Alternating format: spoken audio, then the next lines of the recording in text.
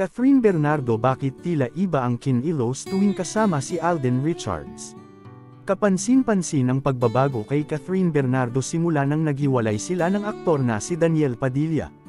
Napansin ng madaming netizen ang pagbabago sa kinikilos ni Catherine Bernardo, bigla na lang itong naging masayahin, mas lalong maaliwas ang aura.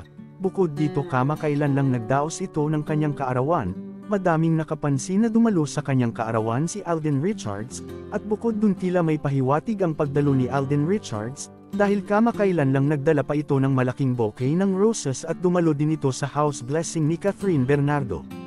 Madaming nakapansin ang pagkamasayahin ni Catherine.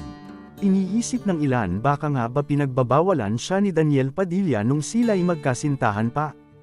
Hiling ng lahat ang kasiyahan ni Catherine Bernardo at sana madami pang dumating na blessings at madaming projects ang aktres, sana rin ay mahanap na rin ang totoong Mr. Right para sa kanya. Tingin niyo ano kaya dahilan ng pagiging masayahin at energetic ni Catherine? Comment down below. And don't forget to subscribe para sa latest update.